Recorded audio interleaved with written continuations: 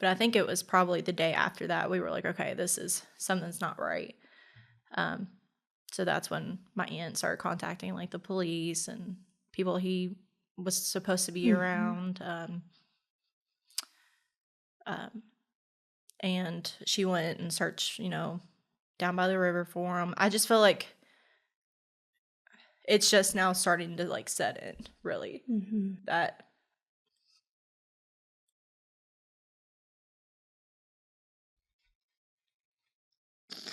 we might not find him. Warning. The podcast you're about to listen to may contain graphic descriptions of violent assaults, murder, and adult language. Listener discretion is advised. Welcome to the Murder Police Podcast. This is the 8th and final episode of Never Forget Little Timmy. As I've said since episode 1, someone knows something. This family deserves answers, and it's our hope that they get them soon. Thanks for listening. Please share with your friends.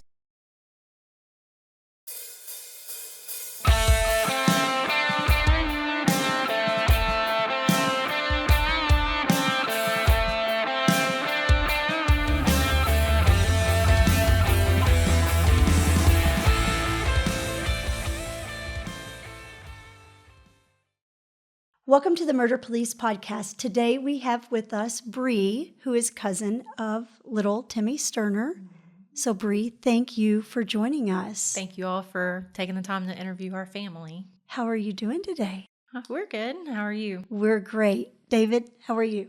Excited to learn more about who Timmy is. And again, I got to say, now that we're on air too, you have two very beautiful young ladies for daughters. We got to meet them briefly as Bree came in. And like you said, I imagine they keep your hands full, but it's probably a good way of keeping her hands full. Oh, yeah. Too, very busy, but we love it. Yeah, for sure. But again, we love the idea that you all trust us enough to share Timmy's story, to keep the awareness out and see if we can find out where he is and what happened. Yeah, we definitely want to, keep it out there. I feel like it's kind of calmed down, or I wouldn't say calmed down, but pretty quiet. There we go, and that happens. I think there's still work being done, but in the back scenes, there's work being done. Yeah, but we've talked too that Nicholasville, where we're all from, is a fantastic little city, and it's fantastic because it's little. And I think keeping it alive in this town is what's going to matter, is to keep people talking about it and thinking about it. And that's our hope by doing the podcast, is to, number one, most importantly, find you all answers and bring justice to anybody, to Timmy. And whoever's done it, they've got it coming. So we hope that justice is served to those people who are responsible for this. So let me begin with thanking you again for coming. And tell us...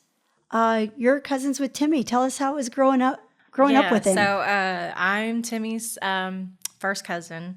I was the first granddaughter born March 1996, and Timmy came right after me. He was born in November of 96, so we were very close. You all grew up really close. Yeah, if I'm not mistaken, we were, the first cousins before our siblings came along. So we mostly grew up like brother and sister.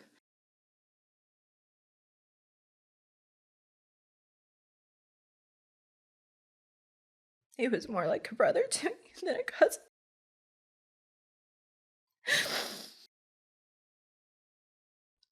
But he was so much fun, but he was always getting in trouble.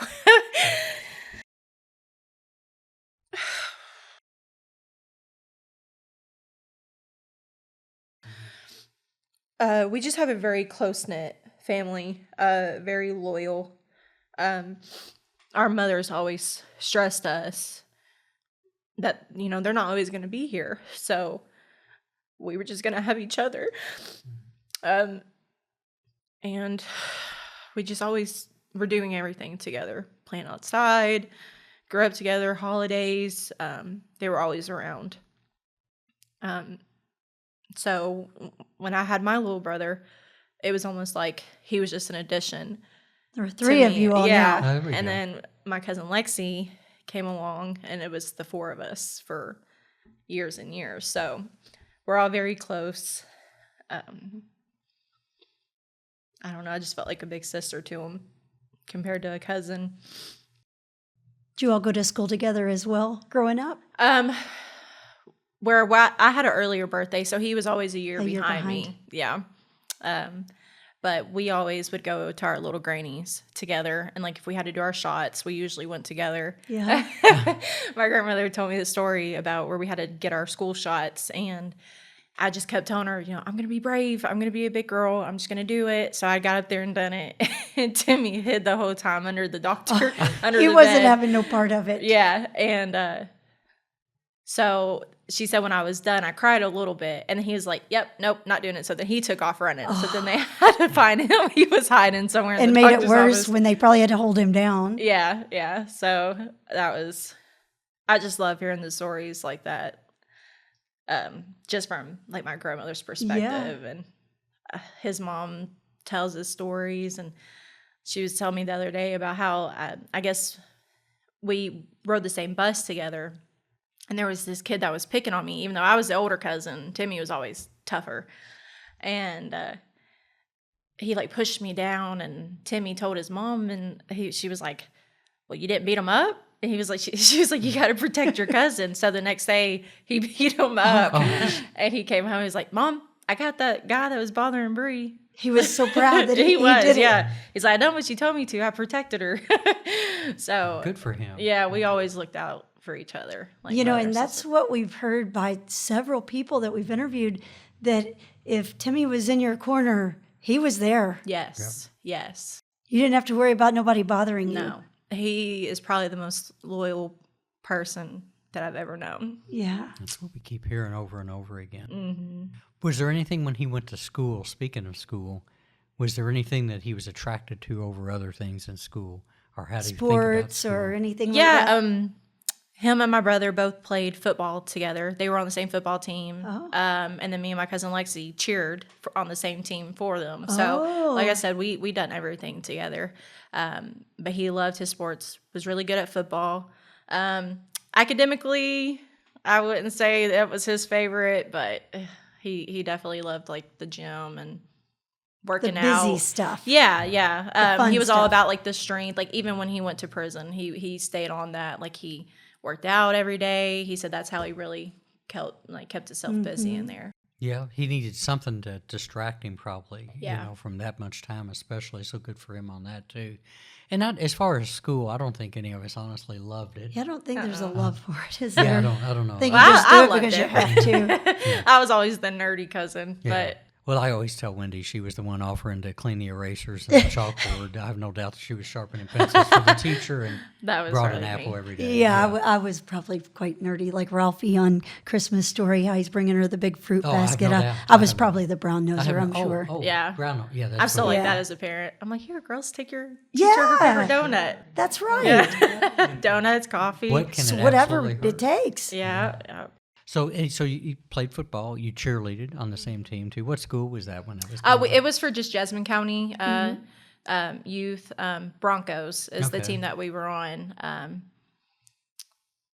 Elementary they don't offer, or they might now, but when we were in elementary, they didn't offer like football teams. Yeah.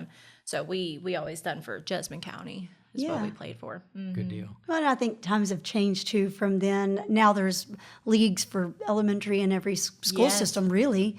So yeah, I think that's probably changed. But I'm sure that was a nice way for you all to hang out and still spend cousin time together. Yeah. And being on the same teams, especially. Yeah. Him and my brother are always practicing, and they get mad at each other and then try to tackle each other, but you couldn't tackle either one of them on the field without the other one throwing a fit and trying to protect the other one. Too good. What was his sense of humor like? Oh, he was so funny. Yeah. Like, and he would come up with the craziest things just off the top of his head. Like you would think he was just being so serious, but no, he was just joking. Up. Some people got it and some people didn't. Just that type of sense of humor. Yeah. He just always made me laugh. Yeah. So we know that Timmy went away for a while. Did you get to keep in contact with him during those years? I did not. Last time I seen Timmy was on March 27th of 2017. It was actually the day I found out I was pregnant with my youngest. him and my oldest were very close. So the first time he got out of jail, he came and lived with me. And I had my oldest daughter, and she was like 1.5. They were very close. We call her Kitten Bug, and he was always like, "That's my little bug. That's my dog." Oh. So they were really close. And then when I found out I was having my second daughter, I was so nervous. And he was there when I took the test, and it came back positive. And I was stressing out. I was in college, and he was like, "Bree, I don't know why you're worrying. You're already the best mom that I've ever known. You're going to do fine." So that was really helpful. Especially to hear something like that when you're stressed. Yeah. And from it made me feel a lot better. Especially somebody like a brother like that. Yeah. Yeah. Timmy always wanted kids, and it didn't happen, but he loved ours like his own. So that meant a lot to me. Thank you. When he said that. So you all didn't exchange letters or anything when he went? No, I was honestly kind of angry at him when he left. I think he started hanging out with some people that weren't the best influence, and he ended up stealing from me before he left. So I felt like after that, I was just kind of angry and didn't keep in contact. But my granny would be like, "Timmy says hi and he loves you," and he asks about Kenna every time he's on the phone. And when they went to pick him up, they were like, that's the first thing he wanted to do. We see pictures of my oldest daughter because he hadn't seen her since she was 1. So he was like, "I can't believe how big she's gotten. I can't wait to see her." So we were really excited to see him. My family tell you I'm horrible for holding grudges. Oh, I think sometimes all of us are. I think so too. Yeah. So, because we don't think about what happens in the future. It's always like now. Yeah. I think all of us do that. Yeah. I think all of us do that. Well, and I think also maybe given that you all were so close, and then if he had stolen from you, there's probably that sense of betrayal, like, why me? I'm the one you were so close to. And he was living with me at the time, and I felt like I was, kind of taking care of him and helping him get back on his feet. So I think he just kind of fell back in with the wrong crowd. And it felt like betrayal. Like, out of everyone, I'm helping you. And I'm the one that you steal from. Yeah. Yeah. And some disappointment, because I'm hearing in your voice a lot that, that we all want the best for the people we're closest to. And when people start running down a road and you can't pull them off of it, that's disappointing. Yeah. That hurts, because you kind of see the problems, but they don't. Yeah. And I don't know, but maybe that even was part of why he had to go away for as long as he did, was that group of people perhaps, maybe, or the lifestyle they were living and that he was taking part in. So I was going through our messages this morning, and I read a message where he was like, "I'm so proud of you, and I'm so glad that you didn't turn out like a lot of us in this family, and you just keep doing your best because, and I love you." And he just said, "I'm proud of you." So he was always on me about, like, is Bree still in school? What is she doing? Like, he always asked about me, but we never got the chance to talk. I think I talked to him on the phone once when I was at my grandmother's, and he called her when I was down there, and we talked for a little bit. But we were definitely excited to see him. But we didn't get to see him at all. Yeah. So you all found out he was getting out. Mm-hmm. And I guess you're probably thinking maybe we'll reconnect and kind of pick up and catch up over the last 7 years. He's bound to be making better choices now. Mm-hmm. Yeah. Introduce him to your second daughter. Yeah. Because he hadn't got to meet her yet. And I think we were planning like a cookout at Granny's, but nothing was set in stone yet. I'm trying to remember when I found out. I think I had just gotten off work, and they were like, we haven't heard from Timmy. Has he talked to you? And I was like, no. I sent him a message on Facebook because he had added me on Facebook. And I sent him a message, and he hadn't responded. But I think it was probably the day after that we were like, okay, something's not right. So that's when my aunt started contacting like the police and people he was supposed to be around. And she went and searched, down by the river for him. I just feel like it's just now starting to like set in, really, that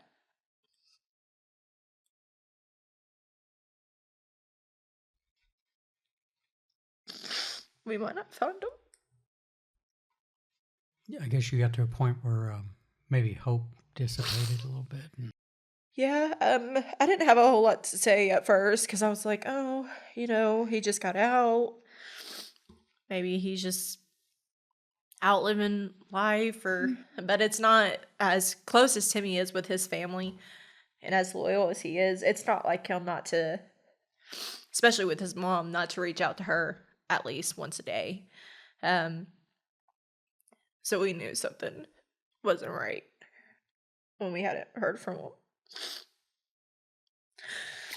That's what we're gathering too, is that it doesn't sound like he would just rip and run and take off. Yeah. And it comes down to how close your family is. Yeah. A lot of people say that, but a lot of people's families aren't as close as yours are either. Yeah. And, they have the state police would look at that as a possibility, but it doesn't sound like they're even, from what I've heard from other family members, that they're even entertaining that. Yeah. But, that it's looking more and more like foul play of some kind. And, we have an address, we have a group of people that we'd call it last known location, last known association, they're together. And that's always where you start, is that I think that's where the frustration is for anybody that gets around this is answers. Yeah, they're somewhere because there's no logic to it other than that.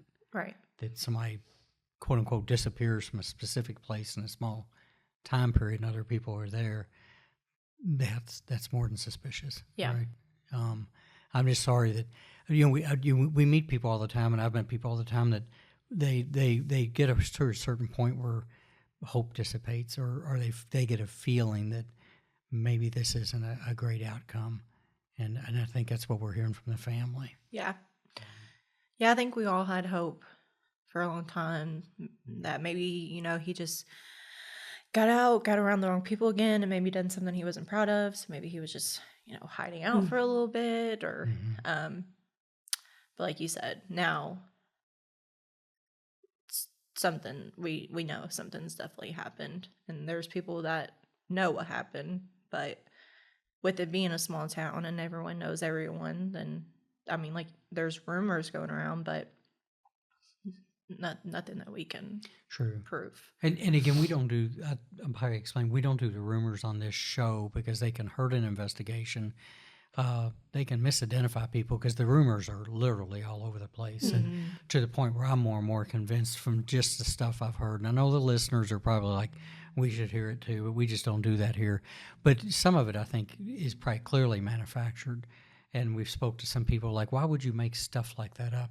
But then again, people do that to get attention, but what it does is it drives you all nuts when that stuff, because we've interviewed more than one person in the family where people will say those things, and it's like, if it's not true, why would you even repeat it? And if it is true, why aren't you talking to the state police? Yeah. That's the bitter part about this whole thing. So I think my aunt, everything that she's heard, she has tried to have it investigated. But like you said, like one day it's something and the next day it's something different. And I think until we get answers or find Timmy, it's driving my aunt and my grandmother crazy. I can't imagine. Like she's just, it's driving us all crazy, but as a mother, I can only imagine not having the answers. And Timmy was her oldest. So. You said exactly what I think when I get around these, and I used to investigate these, is that I was around it, but there's a part of my heart that can't go there with my child or my stepson. There's a part of me that I don't want to. Yeah. That's why I respect so many people that are surviving this, that are somehow they're making the next breath work, and which makes it more important why people need to come forward and stop that pain. Yeah. because it's daily. Talking to his dad with Tim, Big Tim, it's daily, obviously. Yeah, and I think that's our hope with this, Bree, is for your all's family to find some kind of answers. I mean, I know, David, you don't investigate anymore, but we're hoping that this gets out there to enough people, and like we've said, as small as Nicholasville is, that it'll get in somebody's ear and make them feel like, I know what happened and I got to tell. Because I can't imagine knowing something and that eating me up, that someone's done something and I'm holding that a secret. Mm-hmm. So all it takes is pissing one person off and they'll end up telling on you eventually anyway. Right. Mm-hmm. But I think just, I do agree, and this is only my opinion, that there is some kind of foul play. And I mean, I don't know, maybe it could have been an accident, but even if it was an accident that happened there, maybe an accidental overdose, where is he? Right. What have you done with him? Right. There we go. And that's something else, we were considering with Timmy being a recovering addict and just getting out of jail and maybe being around people that he should have been, and maybe he done something. Tried something and it was too much or the wrong stuff. Right. Then call someone or take him to a hospital. I think something like that happened and people got scared. And Which again makes it ridiculous on their part, because there's a limited opportunity to come forward with information before you're truly part of it, and you can't separate yourself from it.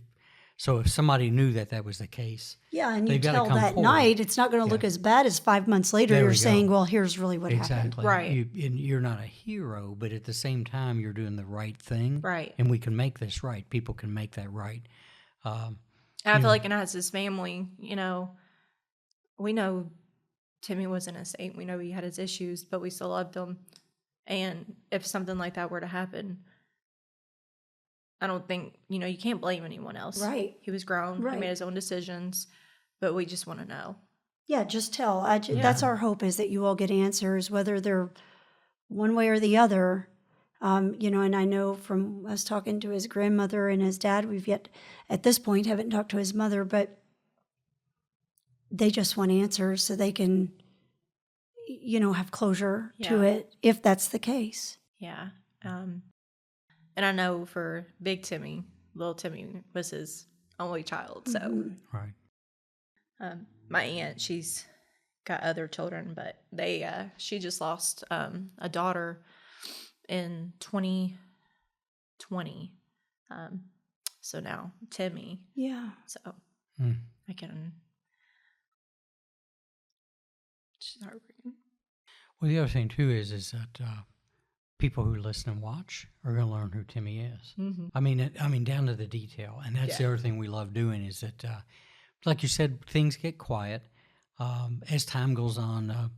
We even as human beings, we become statistics. We're a count on a missing person count every year. You know what I'm saying? And I know that sounds rough, but and people have opinions, but I think it's important for the people out there listening to know who Timmy is. Yeah. And they're putting together, like we're putting together, that he came from a really tight, bonded family, that he was loyal.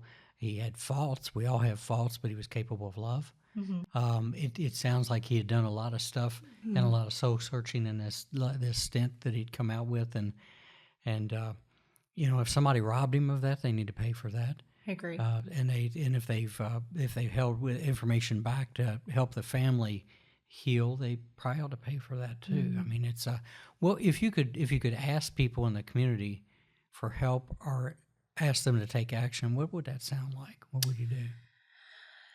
Just keep searching, keep it there in your mind. You might hear something, might see something, and even though it might not seem big or significant, it could be a turning point.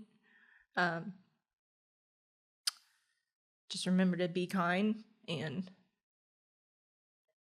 just treat others how you want to be treated. And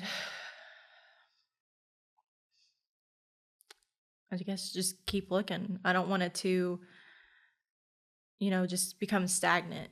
Mm-hmm. Like I know it was getting some attention, but I feel like as time goes on, people tend to forget like about the person, and like you said, it becomes That's it. more like a statistic. But Timmy was a part of our family, and we just want answers, and we just ask everyone to just try not to forget. Don't let him become a number. Let's keep his name alive and who he is, and push to get that, and push to get those answers. Well, we sure hope that somebody comes forward, whether it's on their own accord or through listening to this and maybe having some guilt for it, or,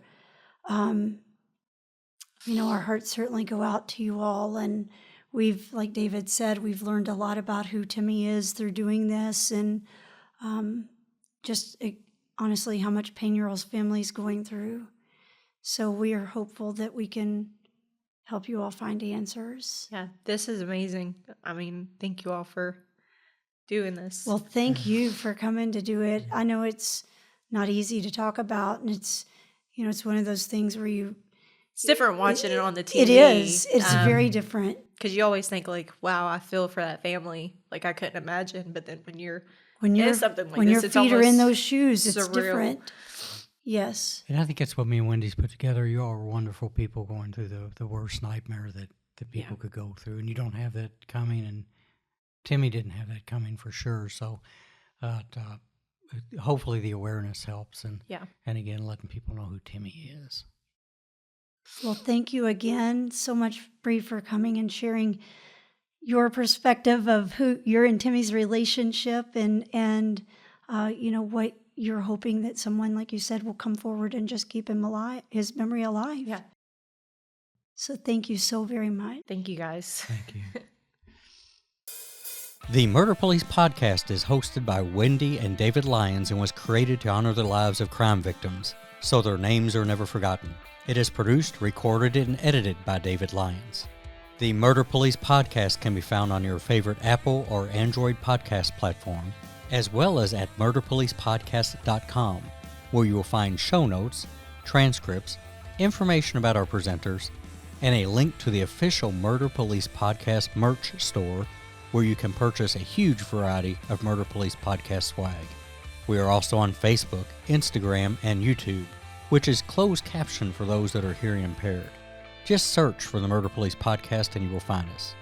If you have enjoyed this podcast, please subscribe for more and give us 5 stars and a written review on Apple Podcasts or wherever you download your podcasts.